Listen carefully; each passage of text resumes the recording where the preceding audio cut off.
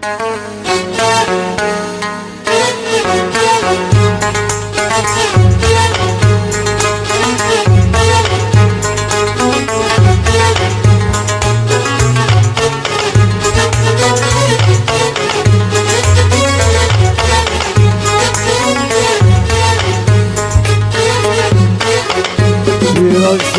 الله والبدر ورجال من بني عرب سلكوا بالمنهج النبوي برسول الله والبدر برسول الله والبدر ورجال من بنية النبوي برسول الله والبدر. بسم الله الرحمن الرحيم. السلام عليكم ورحمة الله وبركاته. Alhamdulillah ala ni'matillah Muhammad bin Abdillah wa ala alihi wa sahbihi wa mawala. La hawla wa la quwwata illa billah, amma ba'du. Qala Allah ta'ala fil Qur'anil Karim wa huwa asdaqul qailin. A'udzu billahi minasy syaithanir rajim. Bismillahirrahmanirrahim. شهر رمضان الذي أنزل فيه القرآن هدى للناس وبينة من الهدى والفرقان. وقال رسول الله صلى الله عليه وسلم من جعل القرآن أمامه وله إلى الجنة ومن جعل القرآن خلفه ساقه إلى النار. Sadaqallah wa sadaqa Rasulullah sallallahu alaihi wasallam. Yang sama-sama kita hormati, kita bersama pimpinan Masjid Jami'ah Al-Mukarramah dan pimpinan Majlis Ta'lim Akhlaqul Karimah Akhina Al-Mukarram Bi Haji Muhammad Shafii Sadamah Al-Mukarram Ustaz Muhammad Reza SHI Al-Mukarram Ustaz Bapak Rohidi, Al-Mukarram Habib Lutfi, serta seluruh jamaah, para ibu, para bapak yang dimuliakan Allah Subhanahu wa ta'ala. Puji syukur kehadirat Allah Subhanahu wa ta'ala atas karunia nikmat yang Allah telah berikan kepada kita, dari mulai nikmat sehat, walafiat, nikmat panjang umur, sehingga dengan nikmat itu kita bisa masih diberikan kesempatan untuk fastabiqul khairat, berlomba-lomba dalam kebaikan. Dan pada sore hari ini kita berkumpul dalam rangka buka puasa bersama. Mudah-mudahan segala amalia kita, baik yang zahir maupun yang batin, Allah terima dan Allah berikan pahala. Salawat serta salam kita sanjungkan untuk junjungan kita baginda Nabi besar Muhammad Rasulullah sallallahu alaihi wasallam. Semoga kita sebagai umatnya akan mendapatkan syafaatul uzma yang tidak ada syafaat kecuali syafaat baginda Nabi besar Muhammad Rasulullah sallallahu alaihi wasallam. Ma'asyiral muslimin, para bapak, para ibu yang dimuliakan Allah Subhanahu wa ta'ala. Dalam kesempatan yang berbahagia ini, saya hanya mengingatkan khususnya adalah pada diri saya tentang berbagai macam problem dan masalah yang kita hadapi. Yang terbaik itu problem akidah, problem syariat maupun problem akhlak. Semuanya adalah bagian dalam kehidupan kita. Hari ini adalah kita di bulan yang mulia. Hari ini kita adalah di bulan suci, di bulan khusus umatnya baginda Rasulullah sallallahu alaihi wasallam. Dan bulan ini adalah bukan hanya kita ingatkan tentang kewajiban puasa, tapi juga bulan ini kita diingatkan ada satu hal yang telah turun kepada kita, yaitu turunnya Al-Quran di bulan ini. Kata Allah Subhanahu wa ta'ala dalam Al-Quran, Syahrul Ramadan allazi unzila fihi Al-Quran. Allah telah menurunkan Al-Quran di bulan Ramadan. Dan Al-Quran yang saat ini di tengah-tengah kita hanya sebagai kitab yang bagus yang kita taruh, yang kita tulis di tembok-tembok agar terhias bahwa rumah itu cakep indah, masjid itu cakep indah. Dan Al-Quran kita hias adalah dengan alunan yang kita tuangkan di dalam suara kita, sehingga kita menjadi orang yang hebat. Terdengar suara Al-Quran adalah pelaksana menunjukkan hati. Dan Al-Quran saat ini kita jadikan hanya sebagai media konsultatif dalam kehidupan kita.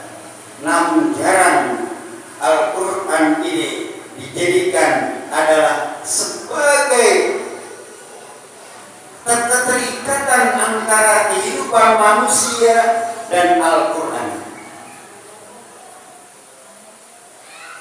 Padahal Al-Quran adalah diturunkan oleh Allah Subhanahu wa ta'ala di tengah-tengah umat yang mulia. Dalam surah Al-Fatir ayat 32, Allah Subhanahu wa ta'ala berfirman, "A'udzubillahi minasyaitonir rajim. Summa awrasnal kitabal ladzina istafaina min ibadina." Al-Quran ini aku turunkan, aku wariskan untuk hamba-hambaku yang terpilih. Ya Allah, kita ini adalah alhamdulillah Allah yang memuji kita. Kita adalah hamba baginda Rasul, hamba tidak umat Rasulullah Sallallahu Alaihi Wasallam yang mempunyai nabi-nabi yang mulia, mempunyai Al-Quran yang mulia. Kemudian kita adalah yang hadir di sini adalah istafaina, menjadi hamba-hamba yang mulia di sisi Allah Subhanahu wa ta'ala. Namun ayat selanjutnya Allah menjelaskan, tatkala kita diwariskan berarti kita telah menerima Al-Quran. Kita telah menerima Al-Quran sebagai waris yang kita harus jaga. Kalau warisan ini adalah kita biarkan, maka warisan akan terjadi kehancuran. Tapi kalau waris ini adalah kita jaga sesuai dengan warisan kita, insya Allah warisan kita akan bermanfaat dan berkah bagi kita. Begitu juga Al-Quran. Kata Allah, aku telah wariskan Al-Quran ini kepada hamba-hambaku yang mulia. Namun sikap mereka terhadap diberikan Al-Quran di tengah-tengah kehidupannya, kata Allah, "Faminhum zalimun li nafsi." Di antara umat baginda Rasul, tatkala diberikan Al-Quran, tatkala diwariskan Al-Quran, dia zalim terhadap dirinya sendiri. Hebat dia terhadap Al-Quran, hafizul Quran, tafsir Quran, hafal, bahkan mampu dia menafsirkannya dan mampu memberikan penjelasan terhadap tafsir itu. Ibadahnya hebat, sedekahnya hebat, akhlaknya hebat, tapi terhadap Al-Quran zalimun li nafsi. Ini kata Allah, zalim terhadap dirinya.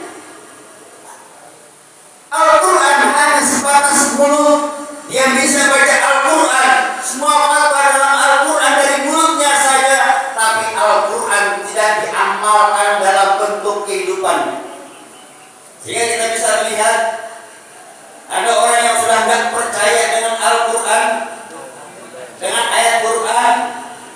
sudah nggak percaya dengan syariat Allah, yang dia menyangka bahwa kalau bangsa ini mau maju maka tinggalkanlah zakat, ada yang begitu? Ya. Apakah dia ini adalah orang yang nggak sekolah?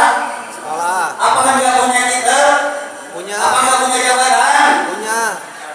Mereka adalah hafizul Quran, mereka adalah tokoh masyarakat, tapi dia mengatakan bahwa kalau Indonesia ini maju tinggalkan zakat. Bukankah zakat merupakan rukun Islam yang ketiga? Andai kata rukun Islam ini adalah hilang, berarti rukunnya hilang, Islamnya pun hilang. Sampai begitu orang kata Allah zolimun li nafsi. Ada juga dia adalah tokoh Al-Quran sudah membatasi bagaimana kita bersikap dengan Al-Quran di tengah-tengah kehidupan kita, dengan paham pluralisme, semua agama itu sama, sehingga dia menyangka bahwa kita tatkala hari Minggu boleh datang ke gereja, boleh baca salawat di gereja, karena semua agama itu sama. Bukankah Islam telah dijelaskan oleh Allah, inna dina indallahi Islam? Terhadap agama non-Islam atau agama selain Islam, Islam sudah toleransi dengan lakum dinukum waliyadin. Ada batasan-batasan. Orang yang mempunyai paham pluralisme, yang Allah sudah menyatakan bahwa hanya Islam yang diterima dari sisi Allah, kemudian dirubah dengan bahwa semua agama itu adalah sama. Yang kita lihat, apakah orang itu adalah orang bodoh? Apakah ini adalah orang masyarakat biasa? Dia kokoh, dia hebat, tapi tak kalah berkata dengan Al-Quran, zolimun li nafsi, zalim terhadap dirinya, enggak diamalkan Al-Quran dalam kehidupan pribadi. Itu yang pertama. Yang kedua, dilanjutkan oleh Allah, faminhum muqtasid. Orang yang menerima Al-Quran, yang diwariskan Al-Quran. Yang kedua adalah orang yang tengah-tengah. Al-Quran digunakan sebagai sumber hukum dalam hukum ibadah. Sesuai dengan Al-Quran, sholat sesuai dengan Al-Quran, zakat sesuai dengan Al-Quran, puasa sesuai dengan Al-Quran, haji sesuai dengan Al-Quran. Tapi giliran aturan negara nggak mau dengan Al-Quran, hukum-hukum yang ditentukan untuk di tengah kaum muslimin, apakah hukum pencuri, hukum zina dan hukum lainnya, nggak mau dengan Al-Quran. Itu namanya orang muqtasid. Padahal Allah Subhanahu wa taala telah menjelaskan, apa tu'minuna bi ba'dil kitab wa takfuruna bi ba'd. Apakah engkau ini adalah beriman kepada sebagian kitab dan kufur kepada sebagian kitab? Ini yang dijelaskan oleh Allah. Itu di antaranya kita ada orang yang muqtasid, yang tengah-tengahan. Islam agama adalah sebagai ajaran sebagian, Al-Quran diambil sebagian, yang tatkala tidak sesuai dengan dirinya dan negara dibuang untuk Al-Quran. Itu namanya muqtasid. Zalimun dan muqtasid itu adalah karakter dan sifat orang-orang munafik. Yang ideal yang ketiga, faminhum, kata Allah, faminhum sabiquna bil khair biiznillah, dzalika huwa fadlun kabir.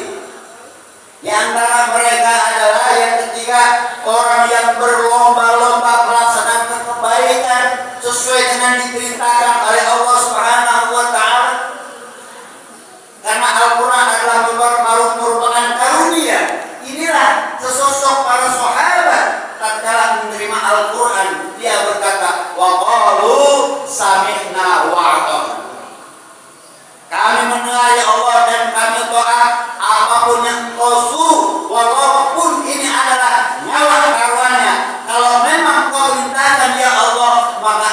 laksanakan. Sehingga berapa banyak orang tatkala diperintahkan jihad, diperintahkan berperang, nggak pernah nolak anak pengennya mati. Bahkan jihad bahkan berlomba-lomba mendaftarkan diri sebagai pasukan jihad perang.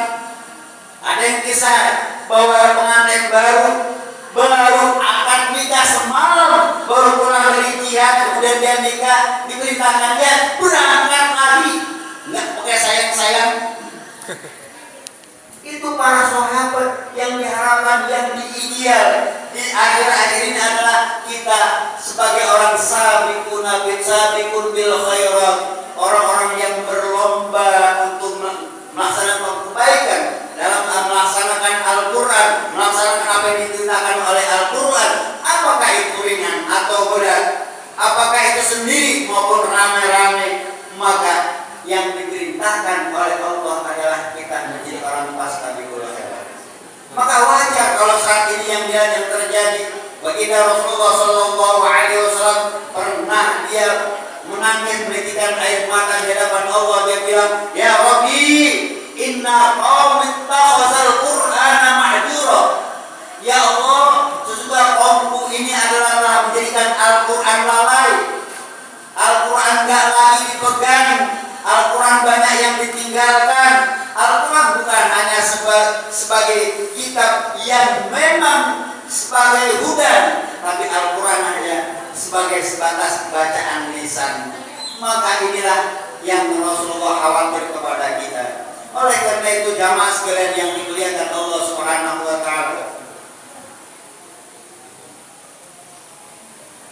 selagi ada Al-Quran di tengah-tengah kita, mumpung belum kiamat, mumpung masih ada di diri kita, adakah saat ini kita yang belum bisa baca Al-Quran?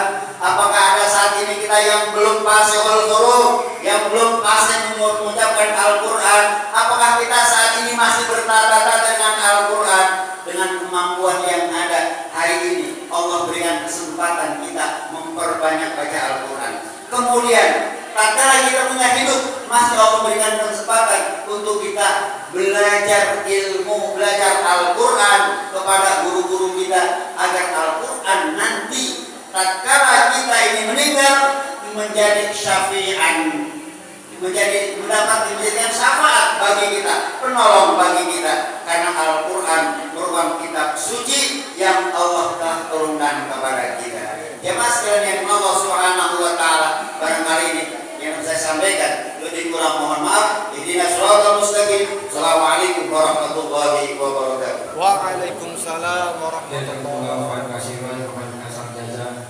Kami ucapkan terima kasih kepada guru kita yang telah memberikan sambutan untuk acara terakhir, yaitu